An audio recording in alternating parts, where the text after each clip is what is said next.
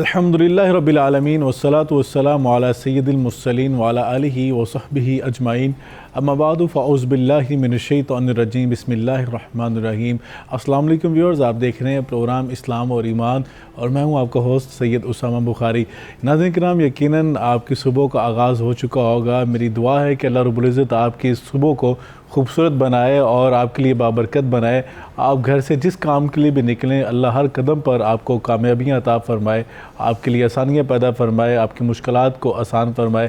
ناظرین کرام، پروگرام اسلام اور ایمان میں ہم کوشش کرتے ہیں ایسے موضوعات کو بیان کیا جائے اور ایسے موضوعات کے حوالے سے سیکھنے کی کوشش کریں جن کی ضرورت ہوتی ہے معاشرے کو، اور یقیناً ہم خود بھی سیکھتے ہیں۔ اور آپ جو ہمارے پروگرام میں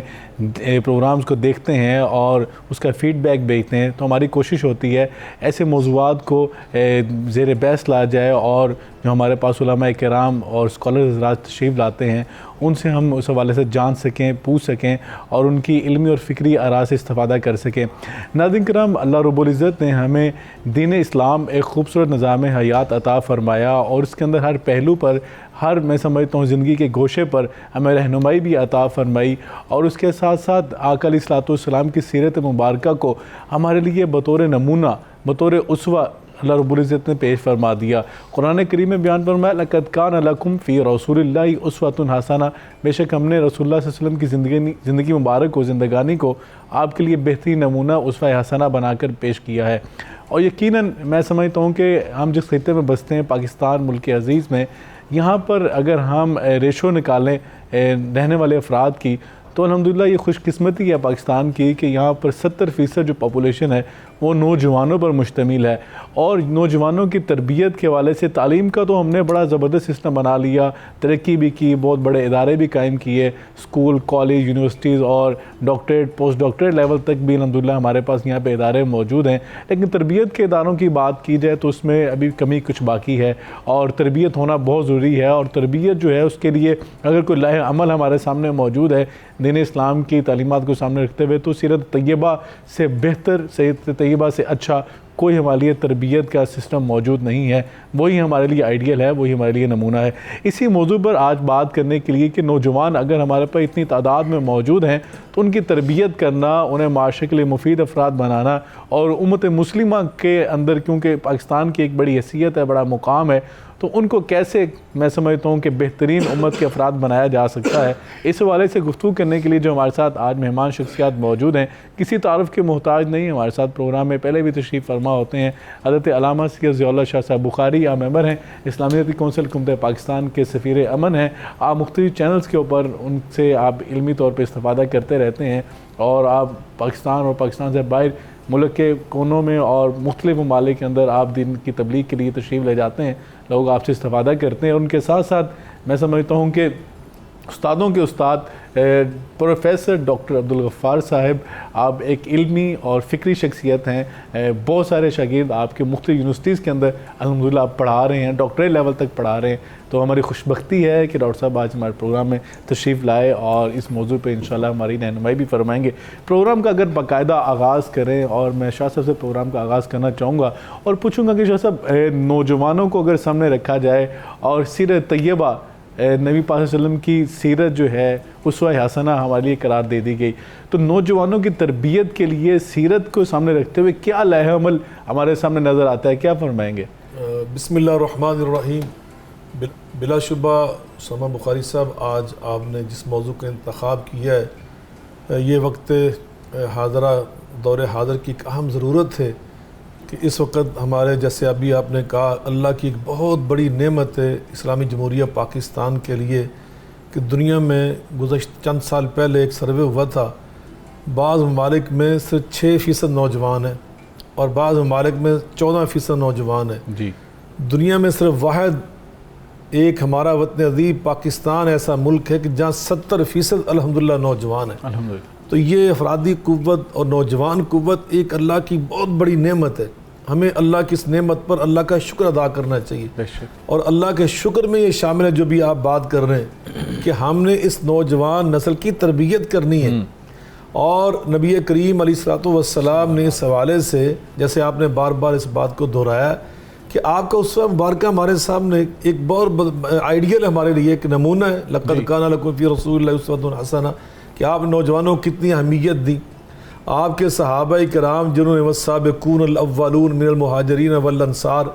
وہ سب کے سب نوجوان تھے. جی وہ سب اس وقت نوجوان صحابہ تھے. حضرت بلال حبشی کو دیکھ لیں, ابوبکر صدیق کو دیکھ لیں, عمر فاروق کو دیکھ لیں, حیدر مرتضیٰ کو دیکھ لیں, عثمان ذو النورین کو دیکھ لیں, اللہ اکبر. تو یہ سب حضرت حمزہ کو دیکھ لیں. تو یہ سارے صحابہ, حضرت عمار, حضرت یاسر ان کے والد سب نوجوان تھے, حضرت صہیب رومی. تو نوجوانوں کی اس جماعت نے انہم فتیۃ آمنوا بربہم وزدناہم ہدی, سورہ القاف میں اللہ تعالیٰ نے نوجوانوں کی ایک جماعت کا ذکر فرمایا. تو نوجوان ہر دور میں ہی بڑی اہمیت کے حامل ہوتے ہیں, اور اللہ تعالیٰ نے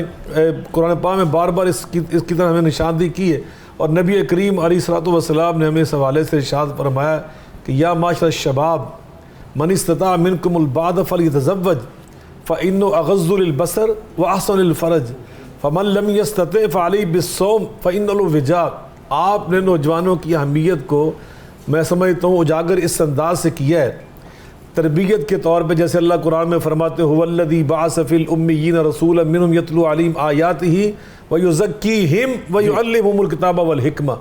جہاں نبی پاک نے ان کو کتاب و حکمت کی تعلیم دی, وہاں اس سے پہلے فرمایا ویزکیہم, ان کی تربیت کی آپ نے. وہ تربیت کے طور پر آپ دیکھیے ذرا, آپ نے علم کی بات کر دی, اب تربیت کی بات ہو رہی ہے. فرمایا کہ تربیت اس انداز سے آپ کر رہے ہیں کہ ان کو سب سے پہلے اپنے اخلاق کو پاکیزہ رکھنے کی بات کر رہے ہیں. سبحان اللہ. کہ تمہارے اخلاق پاکیزہ رہنے چاہیے. اخلاق کی پاکیزگی یہ کسی بہترین معاشرے کی ایک بنیادی چیز ہوتی ہے, ایک بنیادی حقیقت ہوتی ہے. اور آپ نے فرمایا کہ تمہیں شادیاں کرنی چاہیے, اور اگر اس کی استطاعت نہیں ہے تو پھر تم روزے رکھو, اس سے تمہاری نگاہیں پاکیزہ رہیں گی. کل للمؤمنین یغضوا من ابصارہم ویحفظوا فروجہم ولا تقربوا الزنا انہ کان فاحشۃ ومقتا وساء سبیلا. تو اس طرح بار بار نوجوانوں کو اپنے اخلاق کو پاکیزہ رکھنے کی نبی پاک صلی اللہ علیہ وسلم نے تعلیم دی. اسی طرح آپ نے بڑے اور چھوٹے کی تمیز سکھائی. آپ فرماتے ہیں من لم یوقر کبیرنا ولم یرحم صغیرنا فلیس منا. معاشرے کے اندر آداب. ایک نوجوان صحابی نبی پاک کے پاس آئے, آپ نے ایک بوڑھے کو ان کے ساتھ دیکھا آتے ہوئے. آپ فرماتے ہیں یہ کون ہے؟ تو اس نے کہا میرے ابا جان ہے. نبی پاک علیہ السلام فرماتے ہیں کہ لا تمشی امامہ ولا تجلس قبلہ, آئندہ میرے بیٹے اپنے بابا کے آگے نہیں چلنا. اور جب کسی مجلس میں پہنچو تو پہلے اپنے بابا کو بٹھانا, پھر خود بعد میں بیٹھنا. حضرت علی المرضیٰ کرم اللہ کریم فرماتے ہیں ادبوا اولادکم وعلموہم الخیر. اپنی اولاد کو آداب زندگی سکھاؤ. سبحان اللہ. نوجوانوں کو آداب زندگی ہم نے سکھانے. یقیناً آداب زندگی جو میں سمجھتا ہوں اس تربیت کے ساتھ ہی آ سکتے ہیں. اور اس نے آپ نے بڑی خوبصورت مثال دی کہ نوجوان صحابہ کی آقا علیہ الصلوۃ والسلام نے تربیت فرمائی. یقیناً وہی ہمارے لیے منہج ہونا چاہیے, اور اسی منہج پر ہمیں چلتے ہوئے نوجوانوں کی تربیت کرنی چاہیے. ڈاکٹر صاحب یہ فرمائیے گا کہ صحابہ کرام نے جو نوجوان صحابہ تھے انہوں نے آقا علیہ الصلوۃ والسلام کی سیرت سے استفادہ کیا, آپ کی صحبت سے فائدہ اٹھایا, اور وہاں پر آپ رہتے ہوئے صفا چبوترے پہ آپ دیکھتے ہیں صفا یونیورسٹی پوری تھی, وہاں پر آقا علیہ الصلوۃ والسلام تعلیم کے ساتھ ساتھ تربیت بھی ان کی فرماتے تھے. قرآن نے کہا الذی بعث فی الامیین منہم یتلو علیہم آیاتہ ویزکیہم. دونوں چیزیں چار آگے اسٹیپ بیان کیے, یتلو علیہم آیاتہ ویزکیہم ویعلمہم الکتاب والحکمہ. تو آپ آج کیا سمجھتے ہیں کہ جو آج کے نوجوان ہے, جو مسلمان نوجوان, اس کو ہم کیسے آقا علیہ الصلوۃ والسلام کی سیرت کے قریب کر سکتے ہیں؟ کیونکہ میں سمجھتا ہوں سیرت کا علم حاصل کرنا مسلمان پر فرض ہے, اور لازم ہے کہ وہ سیرت کو جانے سیکھے. اور میں سمجھتا ہوں اللہ کو تو جوانی کی جو ہے عبادت وہ زیادہ پسند ہے. تو کیا فرمائیں گے اس حوالے سے؟ جی, اعوذ باللہ السمیع العلیم من الشیطان الرجیم من حمزہ ونفخہ ونفثہ. قال اللہ سبحانہ وتعالی لقد کان لکم فی رسول اللہ اسوۃ حسنہ. اسامہ بخاری صاحب, آج کا ہمارا یہ موضوع جو ہے یہ وقت کی اہم ضرورت ہے, اور آپ نے ایک بہترین اور صحیح موضوع کا انتخاب کیا ہے.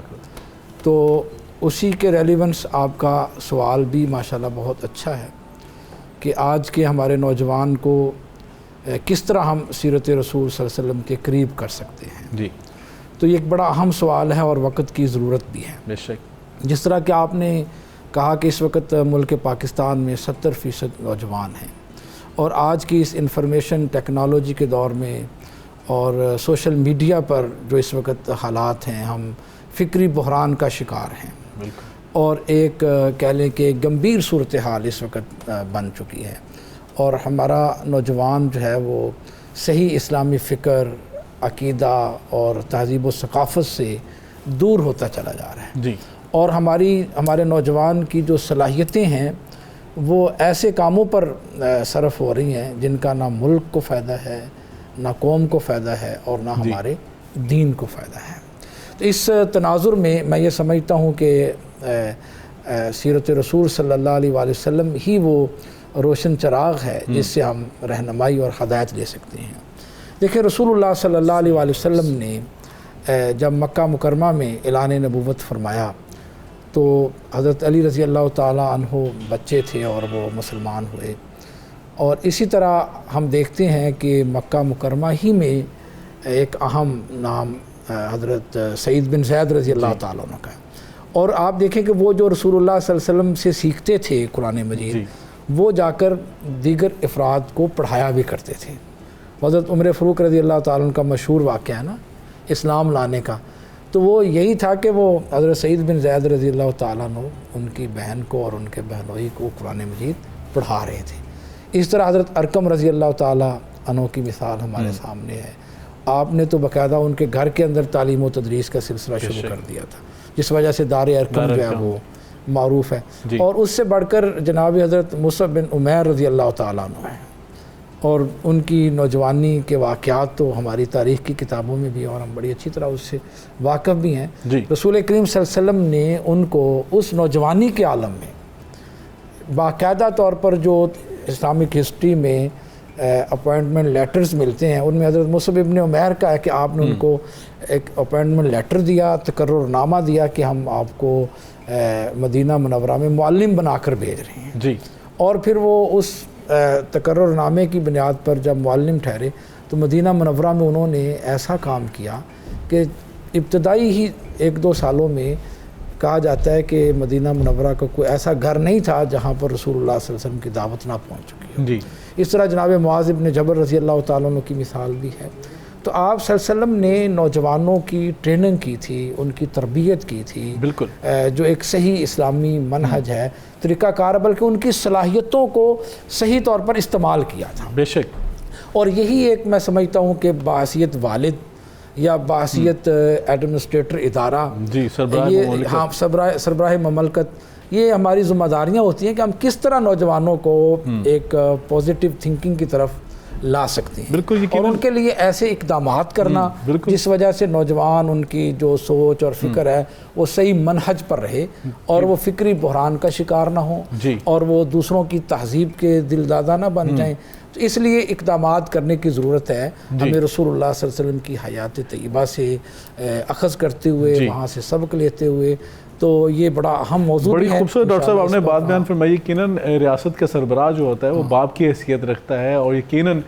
جو اس قوم کے مثلا نوجوان ہیں ان کو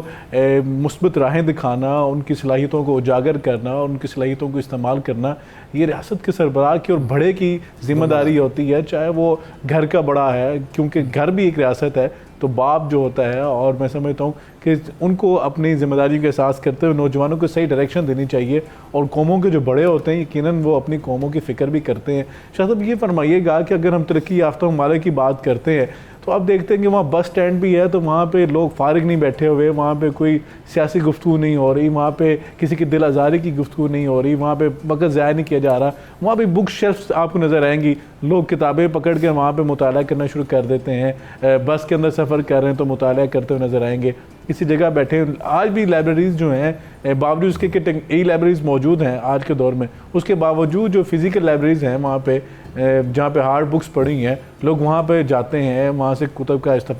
مطالعہ کرتے ہیں۔ لیکن آج جو مسلمانوں کی صورتحال ہے، ہمارے معاشرے کی صورتحال ہے، شاید ہی کوئی ایسے گھر ہو جہاں پر سیرت کی کتابیں جو ہیں، سیرت طیبہ کی کتابیں، سیرت النبی کی کتابیں پائی جاتی ہیں، وگرنہ تھوڑا سا عرصہ پیچھے جائیں تو ہر گھر کے اندر سیرت النبی کتابیں موجود ہوتی تھیں، پڑھا جاتا تھا، ہمارے سلیبس میں موجود ہوتی تھیں۔ تو کیا فرمائیں گے کہ آج کتنا ضروری ہے آج کے معاشرے کے لیے کہ سیرت طیبہ کا مطالعہ آج کے نوجوان کے لیے کرنا کس قدر لازم ہو چکا ہے؟ بلا شبہ یقیناً آپ نے یہ بڑی اہم میں سمجھ حقیقت طرف متوجہ کیا ہے کہ اس وقت جن کو ہم سمجھتے ہیں کہ وہ اسلام سے بے بہرہ ہیں اور اسلام کے نور سے محروم ہیں، جی ان کے اندر یہ خوبیاں پیدا ہو چکی ہیں جو اسلام نے ہمیں سکھائی تھی، جو انسانیت کو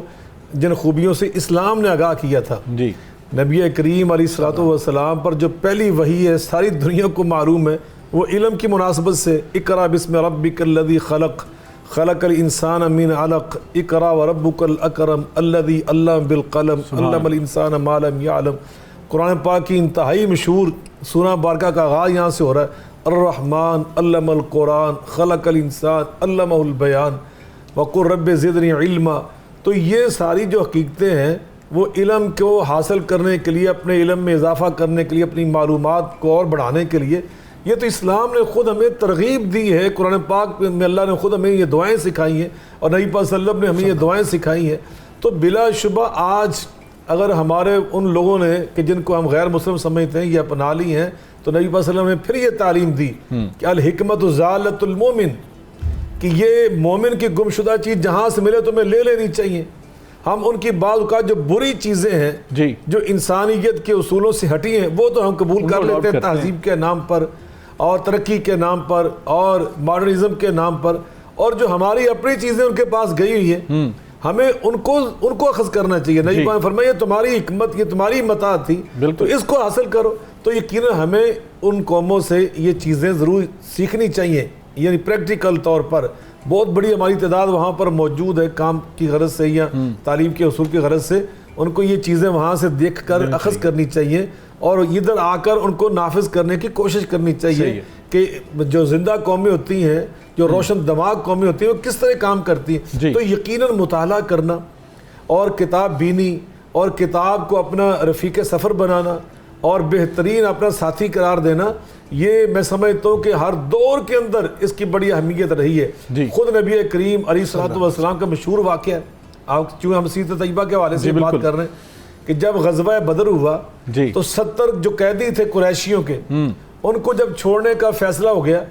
تو فدیہ ان سے لینا تھا، تو بعض ان میں سے ان کے پاس فدیہ نہیں تھا، تو آپ چونکہ رحمت للعالمین تھے، آپ انسانوں پہ رحم کھانے والے، ترس کھانے والے، تو آپ نے ان کے لیے بھی آسانی پیدا کر دی۔ یسروا ولا تعسر کو تعلیم دینے والے پیغمبر نے کہ آسانیاں پیدا کرو، آسانیاں بانٹو، مشکلات پیدا نہ کرو، رکاوٹیں نہ کھڑی کرو۔ تو آپ نے ان کی آزادی میں رکاوٹ نہیں پیدا کی، آپ نے آسانی پیدا کرتے ہوئے کیا طریقہ بنایا؟ فرمایا کہ مدینہ منورہ کے 10 بچوں کو لکھنا پڑھنا سکھا دو، تم بھی چلے جاؤ۔ تو اب آپ اندازہ لگائیں کہ لکھنا پڑھنا جو سکھایا انہوں نے، وہ کیا لکھنا پڑھنا سکھایا؟ وہ کوئی قرآن پاک کے عالم فاضل نہیں تھے، وہ تو قریشی اس وقت مشرک تھے، وہ کافر لوگ تھے، لیکن اس دور کے جو مروجہ جو ادب کے علوم تھے، انشاء تھی، لکھنے پڑھنے کے جو طریقہ کار تھا، اس دور کے جو اس وقت جو عصری چیزیں تھی وہ ان کے علم میں تھی، اشعار تھے ان کو یاد، نثر تھی، تو یہ ساری چیزیں انہوں نے، تو یقیناً یہ نبی کریم علیہ الصلوۃ والسلام کے اس مبارکہ سے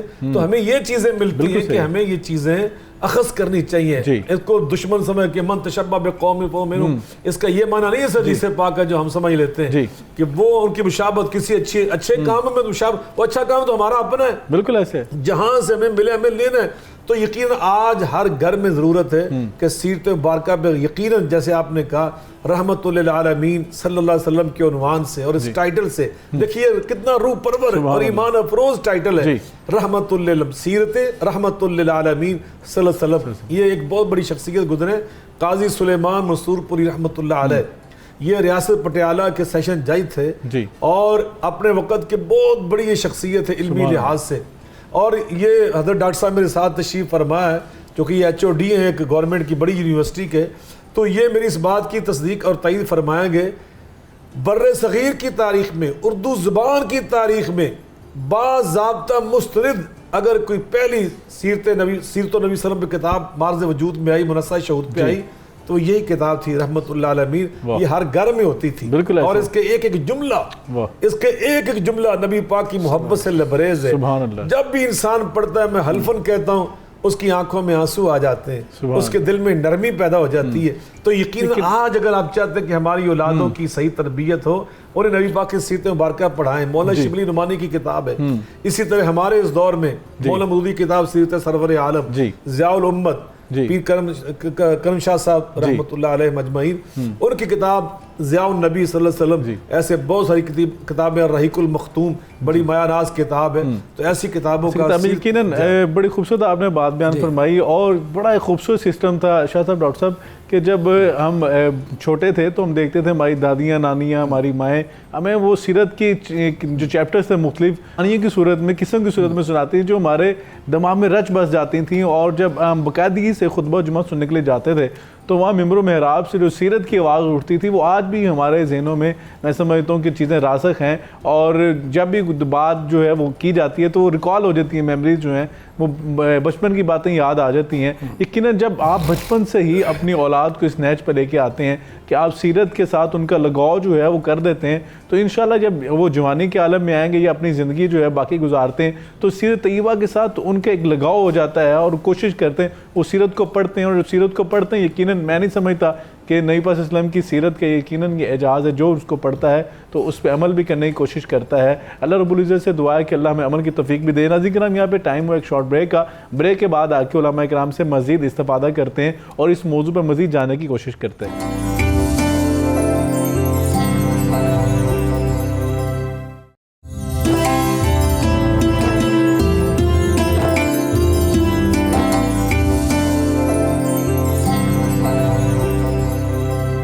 ویلکم بیک ویورز, پروگرام اسلام اور ایمان میں آپ کا ایک مرتبہ پھر خیر مقدم کرتے ہیں. ناظرین کرام, آج کا عنوان بڑا اہم ہے کہ سیرت الطیبہ, سیرت النبی صلی اللہ علیہ وسلم جو ہے اس کے ساتھ نوجوانوں کو کیسے وابستہ کیا جا سکتا ہے. اگر ہم واقعی ہی دونوں جہانوں میں کامیابیاں حاصل کرنا چاہتے ہیں تو اس کے ایک ہی راستہ ہے کہ ہم سیرت کے ساتھ وابستہ ہو جائیں, آقا کی سیرت کو اپنانے والے بن جائیں. ڈاکٹر صاحب ہمارے ساتھ موجود ہیں, ڈاکٹر عبدالغفار صاحب. ڈاکٹر صاحب, کیونکہ آپ سیرت چیئر کے ڈائریکٹر بھی ہیں تو آپ نے سیرت کے حوالے سے کافی کام بھی کیا, سلیبس کے حوالے سے, تو آپ کیا سمجھتے ہیں کہ ہمارا جو سلیبس ہے آج کا پاکستان کے اندر مروجہ جو سسٹم ہے, تو اس میں سیرت کے کون کون سے چیپٹر جو ہیں وہ شامل کیے گئے ہیں, اور آپ کیا سمجھتے ہیں کہ کون سے چیپٹرز جو ہیں ان کو مزید شامل کرنا چاہیے, ایک مزید بہتری کی کس طرح گنجائش وہاں پہ باقی ہے؟ جی ماشاءاللہ سیرت النبی صلی اللہ علیہ وسلم کے موضوع پر پروگرام ہو اور یقیناً اس میں سے باتیں نکلتی ہیں. تو جس طرح حضرت شاہ صاحب نے ذکر کیا, چند باتیں میں بھی گزارش کرنا چاہتا ہوں. دیکھیں کہ قاضی سلمان منصور پوری رحمہ اللہ کا تذکرہ ہوا, تو ان کا انہوں نے باقاعدہ ایک نصاب بنایا تھا. ایک آپ نے بھی نصاب کی بات کی کہ انہوں نے بچوں کے لیے ایک چھوٹی کتاب مہر نبوت بنائی, لکھی, اور کہا کہ بچوں نے پڑھی بھی, ہم نے خود پڑھی. اور ہمارے بچپن میں بھی وہ کتاب بہت معروف تھی اور پڑھائی جاتی تھی. اور میں یہ سمجھتا ہوں کہ آج ہمارے جو ادارے ہیں نہ اس کو شائع کر رہے ہیں, نہ اس پر کوئی کام کروا رہے ہیں, تو اس پر بھی توجہ کرنے کی ضرورت ہے. اسی طرح انہوں نے نوجوانوں کے لیے سیرت رحمت عالم کے عنوان سے کتاب بنائی تھی, متوسط درجے کی, کہ نصاب بنایا تھا کہ یہ ہماری امت کے جو نوجوان ہیں ان کو پڑھائی جائے. اسی طرح انہوں نے بڑے افراد اور علماء کے لیے رحمت للعالمین جیسی مارکارہ کتاب جو ہے وہ تصنیف کی. تو یہ ان کا بھی سلیبس تھا, یعنی ان اپنے حالات کے مطابق انہوں نے اپنا ایک سلیبس ڈیزائن کیا,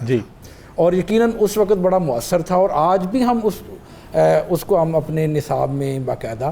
شامل کر سکتے ہیں. اور اسی طرح اگر ہم عہد نبی صلی اللہ علیہ وسلم کا مطالعہ کریں تو آپ دیکھیں کہ سیرت نویسی کی طرف کتنی توجہ تھی. جب جنگ بدر ہوئی تو جنگ بدر کے بعد دیکھیں وہ اتنا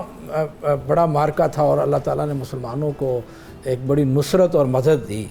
تو وہ باقاعدہ طور پر پھر مدینہ منورہ میں لوگوں کا موضوع بن گیا تھا. اور اس موضوع کو, اس عنوان کو, اور مارکے کے جو خد و خال تھے, جس طرح کہ حضرت عبد الرحمن ابن عوف رضی اللہ تعالیٰ عنہ کہتے ہیں جنگ بدر میں کہ میری دائیں جانب ایک بچہ تھا جس کا نام معاذ تھا, بائیں جانب معوذ تھا, چھوٹے بچے بھی یعنی جنگ میں شریک تھے. اور پھر وہ جو سیرت کی ابتدا ہوئی لکھنے کی تو وہ المغازی کے عنوان سے ہوتی ہے. تو المغازی کے عنوان سے جو سب سے پہلی کتاب ہمارے پاس آئی وہ عروہ بن زبیر رضی اللہ تعالیٰ عنہ کی. وہ بالکل چھوٹی عمر کے تھے اور نوجوان تھے, انہوں نے اپنے بڑوں سے جو جنگ بدر میں شریک تھے وہ مار کے سنے اور حالات سنے نبی صلی اللہ علیہ وسلم کی سیرت کے بارے میں، انہوں نے لکھا یہ کتاب۔ اس کے بعد ابان بن عثمان ہیں رضی اللہ تعالیٰ عنہ، یعنی ایک دیکھیں کہ ایک حضرت ابوبکر رضی اللہ تعالیٰ عنہ کے نواسے ہیں اور دوسرے حضرت عثمان رضی اللہ تعالیٰ عنہ کے صاحبزادے ہیں۔ تو آپ دیکھیں کہ صحابہ کرام نے اپنے بچوں کو، اپنے نوجوانوں کو کس اہم کام کے اوپر لگایا ہے۔ آج ان کی جو انہوں نے چیزوں کو لکھا سیرت کے بارے میں، وہ ان کی وجہ سے آج ہمارے پاس یہ سارا لٹریچر جو ہے بالکل وہ موجود ہے۔ اسی طرح حضرت عبداللہ ابن مسعود رضی اللہ تعالیٰ عنہ کی روایت ہے کہ ہم اپنے بچوں کو سیرت اس طرح یاد کرواتے تھے، اس طرح پڑھاتے تھے جس طرح ہم قرآن مجید کی آیات یاد کرواتے ہیں۔ اللہ اکبر۔ یعنی کہ سیرت کے واقعات کو وہ قرآن مجید کی طرح یاد کرواتے تھے۔ ایسے نہیں ہمارے پاس رسول اللہ صلی اللہ علیہ وسلم کی حیات طیبہ کے بارے میں ایک ایک چیز جو ہے شمائل ترمذی میں آپ دیکھیں محفوظ ہے۔ ایک بڑا نام ہوا ہے ابن المنمک، ان کی کتاب کتاب المحبر ہے، اور ان کے اندر انہوں نے بڑی ایسی معلومات بھی لکھی ہیں کہ میں یہ سمجھتا ہوں کہ شاید کہ اس وقت دنیا کے اندر حضرت عیسیٰ علیہ السلام کے ماننے والے بھی ہیں جی، اور دیگر انبیاء علیہم السلام کے ماننے والے مذاہب کے لوگ موجود ہیں، کسی کے پاس اتنا اچھا لٹریچر موجود ہو کہ انہوں نے اپنے نبی کی بڑی وضاحت کے ساتھ مطلب کہ ایک ایک چیز کی ڈیٹیل جو ہے ڈیٹیل کو، یہاں تک کہ جو جس ممبر کے ساتھ وہ آپ کے لیے مسجد نبوی میں ممبر بنایا گیا، طویل روایت ہے صحیح بخاری کے اندر، یہاں تک بھی انہوں نے بتایا کہ یہ وہ جو ممبر تھا جو آپ کے خطبہ کے لیے بنایا گیا، وہ لکڑی کہاں سے آئی تھی، اس کاریگر کا کیا نام تھا اور کس جنگل سے کاٹ کر لائی گئی تھی، ساری مکمل تفصیلات اور ڈاکٹر صاحب کتنی خوبصورت بات ہے کہ جو بھی آپ نے بات بیان فرمائی کہ کاریگر کا نام کیا کہ آقا کی سیرت کے ساتھ جو جڑتا گیا اس کی بایوگرافی بھی پوری جو ہے وہ محفوظ ہوتی گئی۔ جی، اور یہ ہاں میں یہ سمجھتا ہوں کہ ملک پاکستان میں بھی اس کے اوپر کام ہوا ہے، ایسا نہیں کہ ہم کوئی مایوسی کی بات کریں کہ کوئی کام نہیں ہوا، باقاعدہ طور پر ہمارے سلیبس کے اندر جو دینیات تھی یا اسلامیات کی کتاب تھی اس کے اندر باقاعدہ طور پر سیرت کا عنوان ہوتا تھا، جس میں ہم رسول اللہ صلی اللہ علیہ وسلم کے بچپن کے بارے میں، آپ کے لڑکپن کے بارے میں، آپ کی جوانی کے بارے میں ہم واقعات پڑھتے ہیں۔ باقاعدہ طور پر دیکھیں نا آپ صلی اللہ علیہ وسلم کی سیرت جو حرب فجار ہے، معاہدہ حلف الفضول ہے، اور آپ صلی اللہ علیہ وسلم کا 12 سال کی عمر کے اندر اپنے چچا ابو طالب کے ساتھ جو سفر کے لیے جانا ہے اور وہاں تجارت کے جو گر سیکھنا ہے، بکریاں چرانا ہے، یہ کیا ہمیں میسیج اور پیغام دیتا ہے کہ ہمارے نوجوان جو ہے وہ سکل حاصل کریں، بالکل مہارت حاصل کریں، اسکل ڈیولپمنٹ بھی ہونی چاہیے، یہ بھی آقا کی سیرت سے بالکل۔ اور پھر جب آپ مدینہ میں جاتے ہیں تو آپ حضرت زید بن، بلکہ میں تو اکثر یہ بات کہتا ہوں کہ جو صفہ میں پڑھنے والے لوگ تھے نا وہ نوجوان تھے، اور وہ اس وقت 80 یا 82 سیرت نگاروں نے لکھا کہ اتنے افراد تھے، اتنے نوجوان تھے۔ تو ہر نوجوان اپنی سطح پر ایک، جس طرح ہماری یونیورسٹیز میں ہوتا ہے جی یہ ڈپارٹمنٹس ہیں، یہ فیکلٹیز ہیں اور یہ فلاں سے، یعنی کہ وہ ہر فرد ایک ڈپارٹمنٹ تھا، بالکل، یعنی بات ہے وہ ایک فن کے اندر وہ امام تھے، مہارت تھا، بالکل ماہر تھا۔ حضرت زید بن ثابت رضی اللہ تعالیٰ عنہ کے بارے میں آتا ہے کہ کیونکہ خط و کتابت کے لیے ضرورت ہوتی تھی، دیگر ممالک کے سفیروں کے نام لکھنا، ان کی بات کو پڑھنا، تو آپ صلی اللہ علیہ وسلم نے باقاعدہ حکم دیا تھا زید بن ثابت رضی اللہ تعالیٰ عنہ کو کہ آپ عبرانی زبان کو سیکھیں۔ سبحان اللہ۔ انہوں نے 15 دن کے اندر آ کر یہ رپورٹ دی کہ اللہ کے رسول صلی اللہ علیہ وسلم میں اب عبرانی زبان میں لکھ بھی سکتا ہوں اور پڑھ بھی سکتا ہوں۔ سبحان اللہ۔ اور دیکھیں نبی پاک صلی اللہ علیہ وسلم نے ان کو ترغیب دلائی اور آ کے رپورٹ بھی دی اور اس کو اپریشیٹ کیا، یقیناً میں سمجھتا ہوں۔ اس سے بڑا واقعہ، اکثر تو ہم یہ مدنی زندگی کے واقعات تو ہم بتاتے ہیں لیکن یہ ایک بڑا فن ہے، بڑا موضوع ہے مکی زندگی کا۔ آپ دیکھیں کہ سفر ہجرت میں بھی حضرت جب وہ مشہور واقعہ ہے کہ سراقہ بن مالک وہ گھوڑوں کے انعام کی لالچ میں آپ کا پیچھا کرتا ہے تو وہ اس کا گھوڑا زمین میں دھنس جاتا ہے، تو اس کے لیے رسول اللہ صلی اللہ علیہ وسلم نے وہ خوشخبری سنائی کہ سراقہ وہ وقت بھی آئے گا جب آپ کو کیسر و کسریٰ کے کنگن پہنائے جائیں گے۔ اس نے مطالبہ کیا کہ اللہ کے رسول مجھے لکھ دیں، تو آپ نے عامر بن فہیرہ کو رضی اللہ عنہ، وہ ابھی سیرت نگاروں نے لکھا اس کی عمر 15 اور 17 سال تھی، تو اس وقت آپ نے عامر بن فہیرہ کو کہا کہ اس کو وہ لکھ کر دے دیں، تو اس نے وہ لکھ کر دے دیا، اور جب وہ فتح ہوا تو سراقہ بن بالک کے پاس وہ محفوظ تھا، انہوں نے وہ مجلس کے اندر دکھایا ہمیں کہنا۔ تو آپ یہ دیکھیں کہ وہ عامر بن فہیرہ مکی نوجوان تھا، بالکل صحیح، اور آپ کی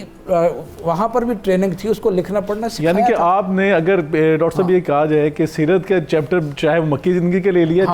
چاہے مدنی زندگی کا، تو آپ نے نوجوانوں کی تربیت کے حوالے سے کوئی جو لمحہ جو ہے وہ میں سمجھتا ہوں کہ خالی نظر نہیں آتا آقا کی سیرت سے۔ شاہ صاحب کو بھی اس میں شامل کرتے ہیں۔ شاہ صاحب یہ فرمائیے کہ آپ اسلامی کونسل کے ممبر بھی ہیں، علماء بورڈ متحدہ علماء بورڈ حکومت پنجاب جو ہے اس کے ممبر بھی ہیں، نصاب سازی آپ لوگوں کے پاس بھی آتی ہے، آپ بھی اس میں دیکھتے ہیں، سیرت کے چیپٹرز جو ہیں وہ موجود ہیں، تو آپ کیا سمجھتے ہیں کہ جو آج جو سیرت کے چیپٹرز ہم پڑھا رہے ہیں اپنے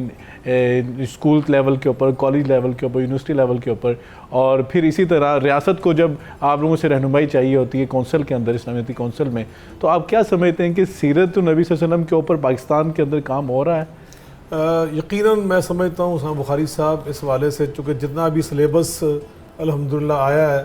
ہمارے اسکولز کے لیے وہ سب کا سب ہماری نگاہ سے گزرا، ہم نے ایک ایک کتاب الحمدللہ خود پڑھی ہے اور ہم نے اس پہ سائن کیے ہیں، تب وہ گئی ہے پرنٹنگ پریس کے لیے۔ ٹھیک، تو یقیناً اس میں ہم نے یہ الحمدللہ محسوس کیا ہے کہ نبی کریم علیہ الصلوۃ والسلام کی سیرت مبارکہ پر اس میں بہت کام ہوا ہے، اور جیسے جیسے مراحل ہیں، درجات ہیں کلاسز کے، اس کے حوالے سے طلباء کو دیکھ کر ان کی عمروں کو اور ان کی کلاسز کو، تو الحمدللہ اچھا انتخاب کیا گیا ہے نبی پاک صلی اللہ علیہ وسلم کی سیرت مبارکہ کے مختلف پہلوؤں کی مناسبت سے۔ ویسے تو آپ کی پوری سیرت مبارکہ ہی ایسی ہے، اس کا ہر پہلو اتنا جذاب ہے، پرکشش ہے، خوشبودار ہے، ایمان افروز ہے کہ انسان سوچتا ہے کہ کس کو میں رکھوں کس کو نہ رکھوں۔ جس طرح شاعر نے کہا کہ شکار ماں کے تصویر آفتاب کروں، میں کس کا ترک کروں کس کا انتخاب کروں۔ آپ کا ہر پہلو ہی بڑا ہی پرکشش ہے، تو تو جیسے ہمارے ماہرین تعلیم نے میں سمجھتا مناسب سمجھا ہے، ایک اچھی ترتیب بنائی ہے، اس ترتیب کے حوالے سے الحمدللہ کالجز تک پھر آگے یونیورسٹی تک جیسے الحمدللہ یہ سارے کام بڑے اچھے طریقے سے ہو رہے ہیں۔ لیکن یقیناً جیسے جیسے میں سمجھتا ہوں دنیا آگے بڑھ رہی ہے اور ہماری زندگی کے اندر ایک تیزی آ رہی ہے، جیسے ابھی ہمارا سوشل میڈیا کا دور آ گیا، چند سال پیچھے جائیں تو یہ چیزیں نہیں تھیں جو آج کے تقاضے ہیں، تو میں سمجھتا ہوں ان تقاضوں کو ملحوظ رکھتے ہوئے آپ کی سیرت مبارکہ پر ان تقاضوں کے مطابق زیادہ کام کرنے کی ضرورت ہے، اور زیادہ ہمیں توجہ کی ضرورت ہے، چونکہ کتاب اللہ کی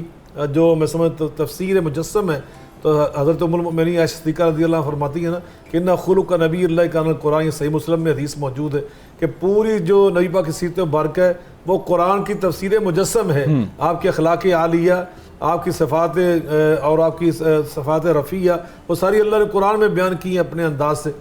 تو یقیناً میں سمجھتا ہوں کہ ہر دور کے لیے جو ضرورت ہے سیرت نبی سے استفادہ کرنے کی، وہاں سے روشنی حاصل کرنے کی، اور قوم اور امت کو وہاں سے ایک روشنی مہیا کرنے کی، اس پہ کام کرنے کی ضرورت انشاءاللہ باقی رہتی ہے، اور اس کے کام ہوتا رہتا ہے الحمدللہ۔ تو میں سمجھتا ہوں کہ پاکستان کے اندر بھی الحمدللہ ہمارے جو اردو نثر لکھنے والے انہوں نے اپنے اپنے انداز سے بڑی محبت کے ساتھ اس پہ کام کیا ہے، بلکہ ایک کام یہاں پہ ہوا ہے کہ بغیر نکات کے، یعنی ایسے الفاظ کا انتخاب کیا گیا، ایک پوری کتاب لکھی گئی نبی پاک صلی اللہ علیہ وسلم کی سیرت ہادی عالم مولانا محمد علی رادی، انہوں نے یہ کتاب لکھی ہے پوری کتاب میں۔ تو یہ نبی پاک صلی اللہ علیہ وسلم کی جو محبت ہے وہ یقین ہمیں مجبور بھی کرتی ہے، اور دوسرے حوالے سے کہتا ہوں کہ ہر دور کی جو ضرورتیں ہیں نا انسانی معاشرے کی، وہ بھی اس بات کی متقاضی ہوتی ہیں کہ نبی پاک کی سیرت مبارکہ سے ہم وہاں سے حل نکالیں مشکلات کا، چونکہ آپ کی سیرت مبارکہ کو اللہ نے اس انداز سے بھیجا ہے کہ ما آتاکم الرسول فخذوہ وما نہاکم عنہ فانتہوا، آپ نے اپنے فرمان مبارک سے یا اپنے طرز عمل سے جس چیز کو ہمیں ایک اصول زندگی کے طور پہ عطا کر دی، ہمیں اس کو لینا ہے، اسی میں ہماری کامیابی ہے۔ فرمایا وَمَن يَتَّبِعْ، قرآن پاک میں اللہ فرماتے ہیں وَمَن يُشَاقِقِ الرَّسُولَ مِن بَعْدِ مَا تَبَيَّنَ لَهُ الْهُدَىٰ وَيَتَّبِعْ غَيْرَ سَبِيلِ الْمُؤْمِنِينَ نُوَلِّهِ مَا تَوَلَّىٰ وَنُصْلِهِ جَهَنَّمَ وَسَاءَتْ مَصِيرًا۔ میرے محبوب جو طرز زندگی الہدا ہے، یہ سرچشمہ ہدایت ہے، فرمایا جو اس کو اپنا لیتا ہے وہ ہدایت یافتہ بن جاتا ہے، جو یہاں سے انحراف کرتا ہے فرمایا وہ گمراہ ہو جاتا ہے، بھٹک جاتا ہے، صراط مستقیم سے ہٹ جاتا ہے۔ تو یقیناً ہر دور کی ضرورت ہوگی کہ اس کے تقاضوں کے مطابق آپ کی سیرت مبارکہ کو دیکھا جائے اور وہاں سے استفادہ کیا جائے۔ نبی کریم علیہ الصلوۃ والسلام نے نوجوانوں کے حوالے سے ہم بات چکے کر رہے ہیں، آپ نے حضرت سیدنا امام حسن، صحابہ کرام نے ایک دن ان سے عرض کیا کہ نانا جان کے دور کی کوئی بات تو سنائیں، تو آپ کو باتیں یاد ہیں؟ کہا مجھے بہت ساری باتیں یاد ہیں. تو کہا کہ کچھ سنائیے. تو انہوں نے ایک واقعہ سنایا. فرمانے لگے میں نانا جان کے ساتھ گزر رہا تھا, مٹکے تھے کھجوروں سے بھرے ہوئے, تو میں نے بچپن میں 2 کھجوریں اٹھا کر اپنے منہ میں ڈال لی. تو نبی کریم علیہ الصلوۃ والسلام میں نانا جان رک گئے اور آپ نے فوراً انگلی مبارک میرے منہ میں ڈال کر فرمایا کخ کخ انہا صدقہ وانہا لا تحل لمحمد ولا لآل محمد. بیٹا نکالو نکالو, یہ صدقے کی کھجوریں ہیں, یہ محمد اور آل محمد صلی اللہ علیہ وسلم کے لیے حلال نہیں ہے. تو یہاں سے میں یہ واضح کرنا چاہتا ہوں کہ یہ ہمارا فرض ہے کہ ہم اپنے آنے والی اس نوجوان نسل کو شروع میں ہی, آغاز میں ہی حلال و حرام کا فرق سکھائیں کہ حلال کیا اور حرام کیا ہے. نبی کریم علیہ الصلوۃ والسلام کے صحابی ہیں,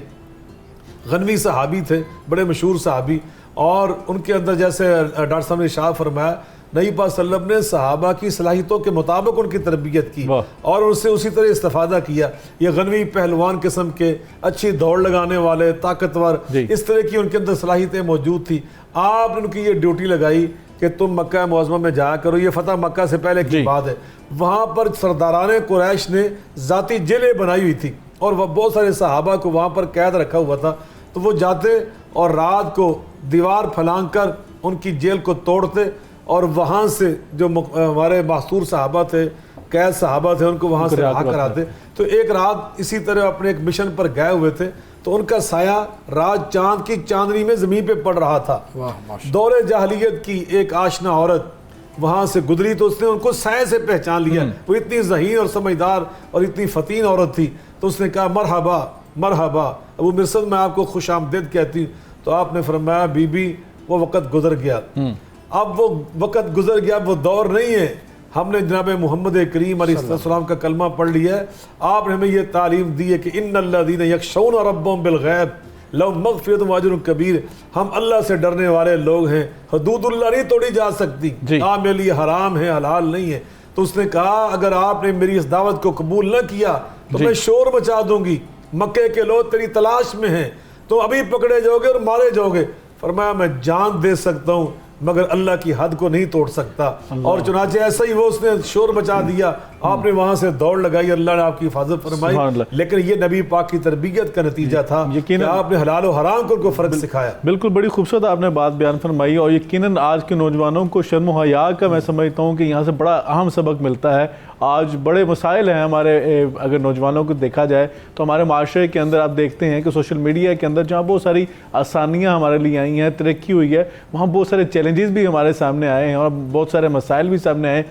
خصوصاً اگر شرم و حیا کی بات کی جائے تو یہ ایک مسلمان نوجوان کے اندر جو شرم و حیا ہونی چاہیے, اس کی نگاہ کے اندر جو میں سمجھتا ہوں کہ شرم اور پاکیزگی ہونی چاہیے, اس میں یقیناً بعض اوقات کی دفعہ میں کمزوریاں نظر آتی ہیں. لیکن وہ آپ کی والی بات ہے کہ اگر ہم سیرت کے قریب ہوں گے, آقا کی سیرت کو اپنانے والے ہوں گے, یقیناً اس میں سمجھتا ہوں کہ بہتری بھی آئے گی اور انسان جو ہے ہدایت کے راستے بھی چلے گا. ڈاکٹر صاحب, پروگرام میں جاتے جاتے آپ سے آخری سوال یہ پوچھنا چاہوں گا کہ دیکھیں, اگر آج بات کی جائے ہم نے نوجوانوں کو کیونکہ سیرت کے قریب کرنا ہے, تو بعض اوقات نوجوان یہ بات کرتے نظر آتے ہیں کہ بہت سارے نئے چیلنجز جو ہیں, نئے مسائل جو ہیں وہ ہمیں درپیش ہے. تو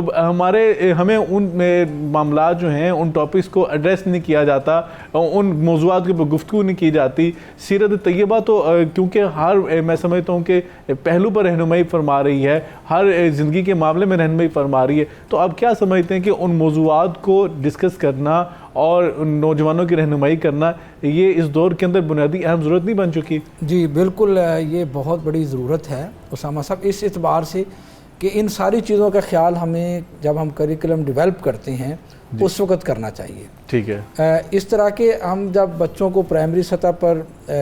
پڑھائیں سیرت النبی صلی اللہ علیہ وسلم, تو وہاں پر اس کا طریقہ کار اور ہونا چاہیے. جی, جیسا سوانحی انداز میں ہے رسول اللہ صلی اللہ علیہ وسلم کی ابتدائی زندگی, اس کو پڑھایا جائے.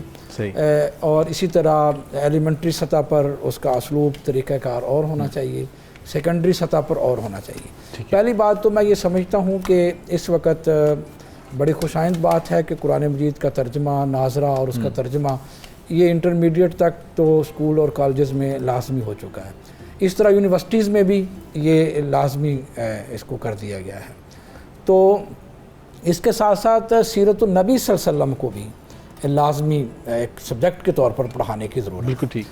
ماشاءاللہ سید ضیاء اللہ شاہ بخاری صاحب یہاں موجود ہیں اور میری خوش قسمتی ہے کہ آج کے پروگرام میں وہ یہاں موجود ہیں اور میری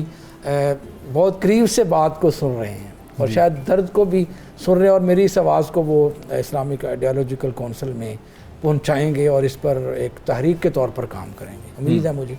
کہ سیرت النبی صلی اللہ علیہ وسلم کو بھی باقاعدہ سبجیکٹ کے طور پر پڑھایا جائے. ٹھیک ہے, اسلامک اسٹڈی کا مضمون پڑھتے ہیں ہم, اس وقت ہم سیرت النبی کو اسلامک اسٹڈی میں پڑھا رہے ہیں جی, تو کیوں نہ ایک الگ مضمون کے طور پر ہم اس کو پڑھائیں اور اس کے لیے باقاعدہ نصاب سازی کی جائے ایلیمنٹری سطح پر, سیکنڈری سطح پر, اسی طرح ہائر سیکنڈری سطح پر, یونیورسٹی سطح پر. تو ہر لیول کے نصاب بنانے کے تقاضے جو ہے وہ الگ ہونے چاہیے. ماہرین بیٹھ کر اس پر کام کریں کہ بچوں کے لیے ہم کیسے سیرت پڑھا سکتے ہیں, بڑوں کے لیے کیسے پڑھا سکتے ہیں. تو اصل میں آپ کا جو سوال ہے وہ فوکس کر رہا ہے زیادہ یونیورسٹی کے اسٹوڈنٹ کے لیے. ٹھیک ہے, تو میں نے ایک تجویز دی ہے قرآن مجید کا ترجمہ پڑھانے کے حوالے سے بھی اوکے, اور اسلامک اسٹڈی کے حوالہ سے بھی. وہ یہ ہے کہ ہماری یونیورسٹیز میں جو بی ایس اکنامکس کے اسٹوڈنٹ ہیں یا مینجمنٹ سائنسز کے ہیں جی, ان کے لیے اسلامک اسٹڈیز قرآن مجید کی وہ آیات کو سلیکٹ کیا جائے جن کا براہ راست تعلق ان کے شعبے سے معاشیات کے ساتھ ہے, اقتصادی نظام کے ساتھ ہے. ٹھیک ہے, اس میں ہم جو اس وقت دنیا کے اندر مروج تھیریز ہیں اس کو ہم لائیں اور پھر اس پر ہم اس کو پڑھائیں. بہت ضروری ہے. اساتذہ کی ٹریننگ کریں. اس طرح جو سائنسز کے ساتھ ڈپارٹمنٹ ہیں ہم ان کو وہ اسلامک اسٹڈی کی آیات, قرآن مجید کی وہ آیات, وہ احادیث کے وہ ابواب پڑھائیں جس میں ہم ان کی سائنسز کی فیلڈ میں رہنمائی کر سکیں. سوشل سائنسز میں ہم اس طرح قانون کے اندر الگ طور پر پڑھائیں. تو جہاں پر ہمیں ضرورت ہے کہ یہ لا کے اسٹوڈنٹ ہیں تو وہاں ہم رسول اللہ صلی اللہ علیہ وسلم کے جو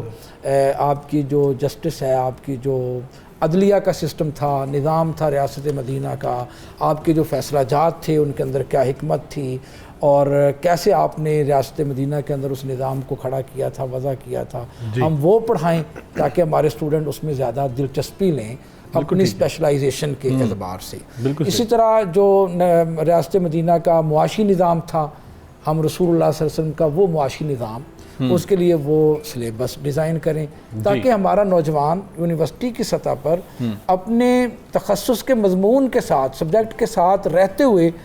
سیرت کے سیرت کا جو چیپٹر ہے وہ اس کو پڑھانا چاہیے, وہ پڑھ سکے. اور اس کے لیے اس سے بھی جو اگلی بات ہے وہ یہ ہے کہ وہ ہمارے جو پڑھانے والے اساتذہ ہیں ان کی ٹریننگ, ان کی تربیت اور ان کا اپنا اس فیلڈ کے اندر تخصص کا ہونا یہ بڑا ضروری ہے. اور یہ ایک سفارشات ہیں. اور پھر جو اگلی بات یہ ہے کہ جو ہم اس پر ریسرچ کروائیں, وہ اکثر جو ہماری ریسرچ ہے, ہمارے جو موضوعات ہیں, ہمارے جو تھیسز مقالہ جات ہیں, وہ ہم بکس میں سے یا حالات حاضرہ میں سے جو برننگ ایشوز ہوتے ہیں اس پر ہم کام کرواتے ہیں, اس پر ہم لکھتے ہیں. ہوتا یہ ہے کہ وہ ہماری الماریوں میں ہی بند رہ جاتے ہیں.